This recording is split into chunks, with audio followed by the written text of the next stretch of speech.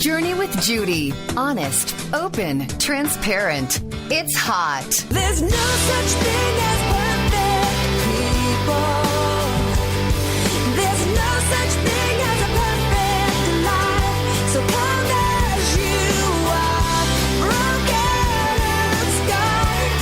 Lift up your heart and be amazed and be changed by a perfect. Okay, so good morning. Thank you for choosing to journey with Judy here, Judy Hehr here this morning on Lake 96.1. Friends, I completely spaced acknowledging Thanksgiving. I mean, obviously, when I do this show on a Sunday, sometimes there's things that transpire from week to week. And last week, I did not make it about what I should have, could have, and would have had I not been so consumed with what I shouldn't, couldn't, and wouldn't be. So I hope that you had an incredible Thanksgiving. And I just want to be able to celebrate the fact that as Christians, as people of faith, it's not just Thursday, the third Thursday of every year, that we are thankful. It's every day, all the time, every time that we are giving thanks, rejoicing in all circumstances, and just knowing that God is going to just work some stuff out. So it dawned on me, I've been doing a little reminiscing. I have some things in my kids' lives that are ending and some really cool things that are beginning.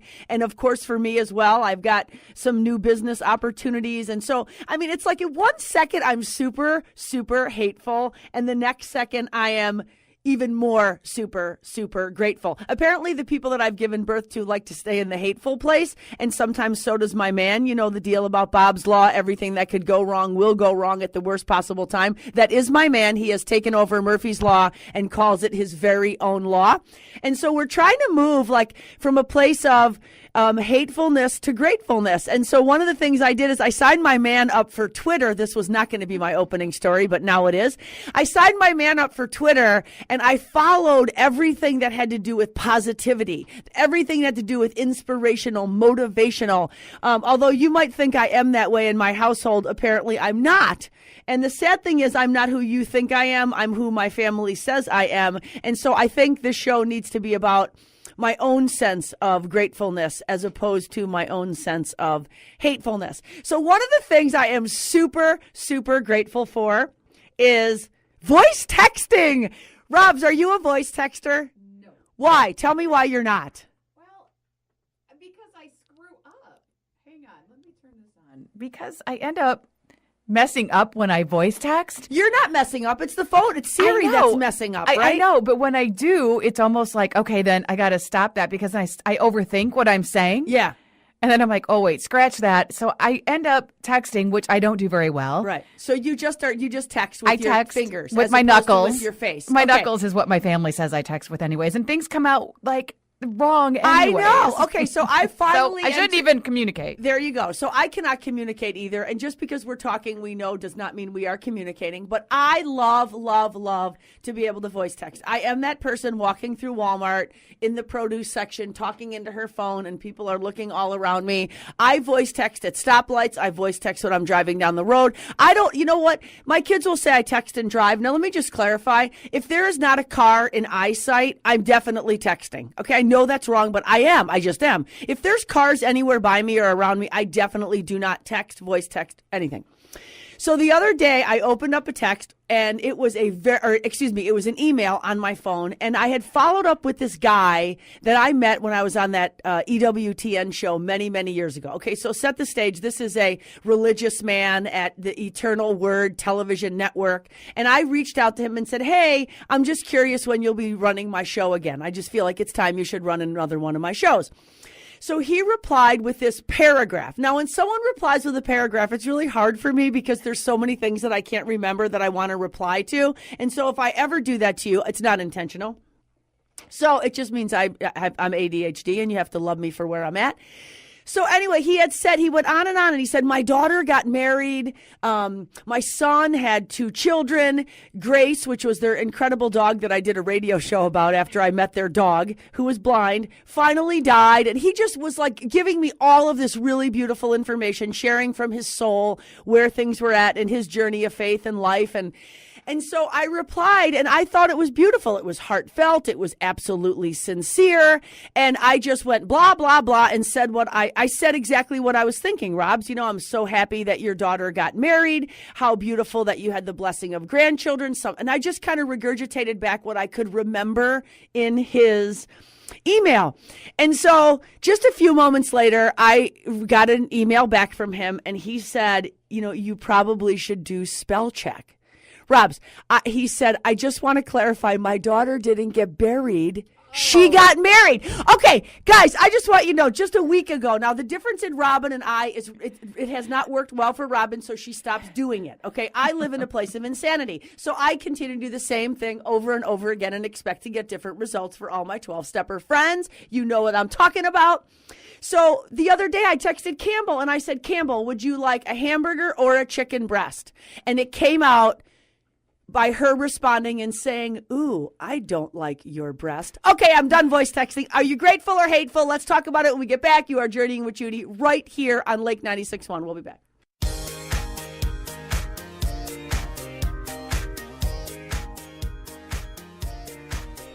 Okay, so we ended the first segment with a really gross text that I sent to my daughter, and it was actually me just asking her if she would like a hamburger or a chicken breast, and she replied by saying, ooh, how gross. And then I read my voice texting, and what I was asking her is if she liked my breast. Friends, I just want you to know that if you're going to be a voice texter, now if you ever got a text of me that did not seem normal, this is why.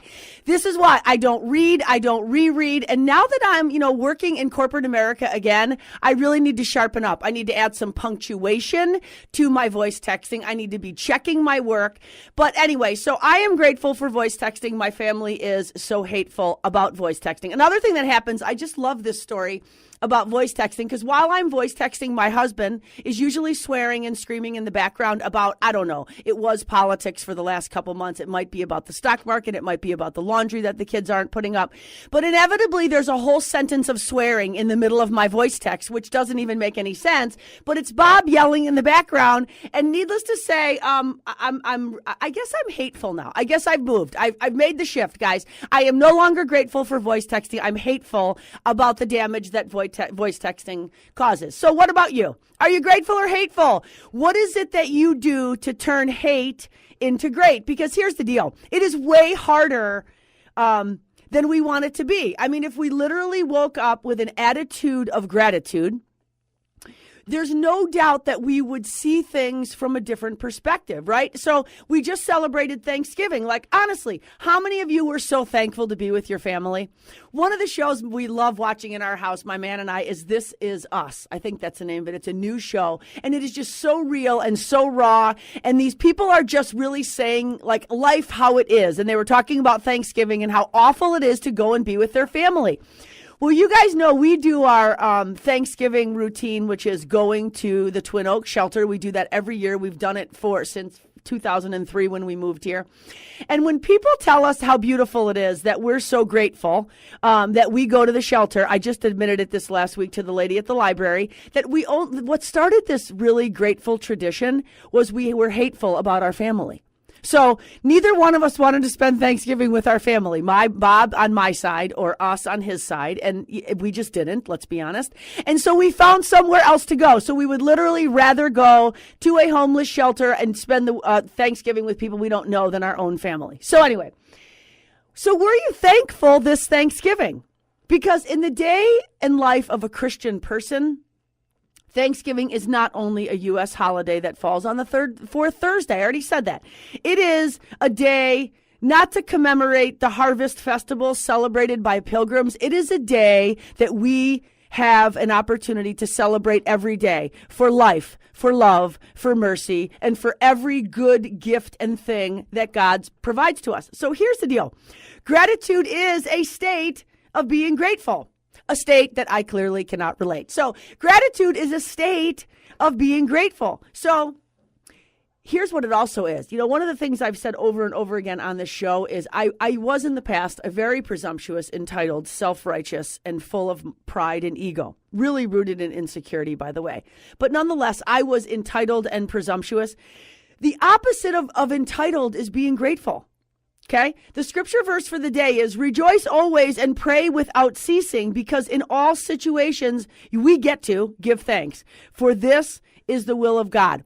What I love about this verse is it says rejoice always. Like it's everything and every time about everything all the time. It's not just when things are going good, because, there's something about life where the good is never as good as the bad is bad, right? So I know in our house, we give a tremendous amount of energy, time, wasted time, wasted energy, countless amounts of hours to a subject matter that is so hateful. I mean, it's literally so hateful.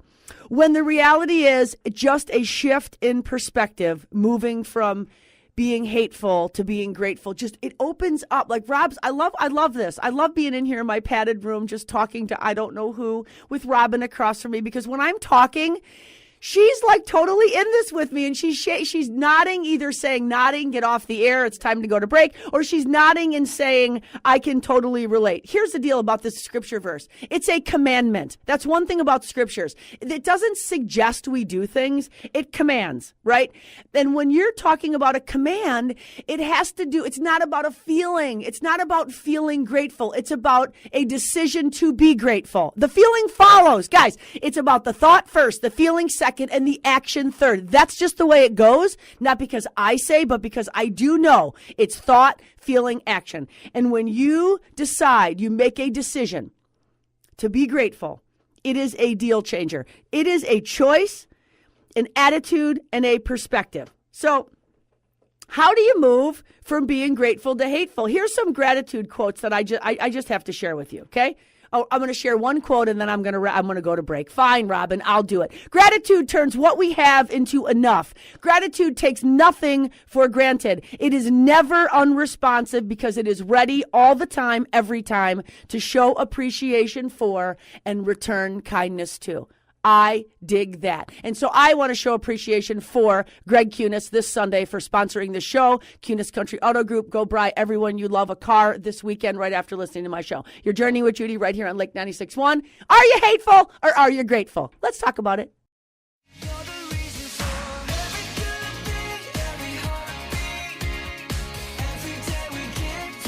Welcome back to our Journeying with Judy right here on Lake 96.1. And we're talking about being grateful or being hateful. And it's not just at Thanksgiving where we got to be mindful. This is not about a mood, friends. This is about a mindset. Like, I choose gratitude. I choose to have an attitude of gratitude. And when I do, I seek the good, and therefore I find the good. There is something always to be grateful for. And when we seek gratitude, I'm telling you, inevitably what happens is we find more things to be grateful for. As a matter of fact, that was a punishment for my kids this year at one point when they were just hating. Like, they use the word hate. I hate when they use the word hate. Oh, I hate that word. Anyway, so I made them write down. I got this journal. And I said, this is your gift. Every day you cannot leave this house until you write down one or two things that you're grateful for. And can I tell you, when I read them, they were simple. They could even put in the category of stupid. But the fact was, they were simple things that maybe wasn't a deal changer for my family, but there's no doubt that when they wrote down those things, they were mindful of the food, the shelter, the family, the love, their education, their freedom. I mean, just that stuff. Like, if that was just the go-to, things would be different. Because here's the deal. We get to choose to move from a state of hate to a state of great. And it is an absolute choice. So, like, you know what, to this week, here, I just wrote down a couple things that I hated. I hated that my back hurt, but I was grateful it wasn't broken. I hated that I got bronchitis, but I was super grateful that I got some medicine. I hate that Kennedy went to her final doctor's appointment thinking she was going to be able to walk, because she's been on crutches for 2 months after knee surgery, and they told her she had 2 more weeks. I hated that. But I was so grateful for the fact that, unlike other people who are told they can never walk again, her situation was just going to be 2 weeks, right? I hate that my son is getting done with school early and not coming home. I am so grateful that he's going to my father's house. He's going to my 85-year-old father's house to spend his first week of Christmas break. So I hate that he's not coming by me, but I'm grateful that he's going by him, okay? I hate that we weren't fiscally responsible and bought tickets to go to Arizona this weekend to see my son. Long story, I'll tell you about it later. But I am so grateful that my in-laws swooped in and offered to buy those very tickets, knowing that financially it probably wasn't the best decision for us. So these are just a couple things. I hate that my girls were crabby yesterday, but I love that they sat in church with me and went to the homeless shelter without complaining, okay? And I could write about 100 I hate that my girls are crabby, because it's apparently that's kind of their disposition. And Bob says women are for Venus and men are for Mars, or he says he lives with 3 crabby women. He's so desperately, he's so hateful about the fact that my boys aren't here, but I think he's so grateful that there's the 3 of us there. Okay, so I hate when my kids are crabby, but I'm so grateful that they go visit their grandparents without me asking them to. I hate that our home is not sold yet, but I'm so grateful that we still can pay the mortgage every month. I hate that I don't have a perfect family, a perfect marriage, or a perfect faith, but I am so grateful that I'm willing to work at all of those things. And it is the state of gratitude that switches that for me every day, because things are not always perfect. The show starts off every week saying there's no such thing as perfect people. There's no such thing as a perfect life. But when you are walking your life in a place of faith, you can do what today's scripture tells you. You can give thanks in everything, because you know why? You know that God works all things out for you, and that if he is for you, it doesn't matter what it feels like when something is against you, because God ordains every single thing, whether it's adversity or prosperity. It is his permissive will, so it's got to be for you. Recently, my son said, "Why did God do that to my sister?" And I said, God doesn't do anything to us, Chan. He does everything for us. And when we are looking for the blessing in what we could otherwise view as a burden, it's inevitable that we would move from grateful to hateful. It's inevitable that we would continue to give thanks for everything that God has given us, for everything that he has taken away, because he knows it is not for our highest and best good. And if you're anything like me, sometimes you let what you don't have spoil what you do have, because you're desiring something that you don't have. But if we could remember, it's what you have now sometimes was the very thing that you had hoped for. So I don't know, this thing about being grateful or being hateful, it is a choice. It's something that we can choose every single day. There's a book on my desk that sits there, and it's called Gratitude. The first page says there's always time for gratitude, because there's not only time for gratitude, but there's always time for new beginnings. So the pace of life can make us blur what's important. We're all super busy, and that's for sure, but somehow we must always make time for gratitude. There are moments in life where you appreciate someone so much that you want to stop and applaud them. Feeling gratitude and not expressing it is like wrapping a present, which, by the way, I love presents. We're going to talk about how much I love presents. Christmas is coming. I don't get very many presents, but sometimes just the presence of my children and my family is my present enough. But here's the deal with gratitude. Feeling gratitude and not expressing it, my friends, is like wrapping a present and not giving it. There is always something to be grateful for. There is always an opportunity to give thanks to a God who makes all things possible. My last story, Rob, do I have one more story? No? Okay, one more really fast story. One of the greatest things that I realized this week that I did not know is my son Chandler is playing football for Grand Valley State University. And something that came up on my Twitter news feed was a young man who is working his way into the NFL. And what made his story so great was not that he went to school with my son Chandler, graduated from that school, but that he was recruited by the coach that my son currently has. And he was recruited as a drug addict, a drug addicted young man coming out of high school. And his mother pled with the coach and said, my son needs a chance. And Chandler's coach, his name is Matt Mitchell from Grand Valley State University. He gave this young man a chance when no one else would. And that man continued his college career and is now going to play in the NFL. And I can tell you, where he was once hateful about the choices he made, I promise you he has moved to a state of grateful. So this week I pray that you are keeping it hot. I pray that you are having a disposition and an attitude of gratitude, because with God, my friends, all things are possible. So keep it hot, honest, open, transparent. Peace out.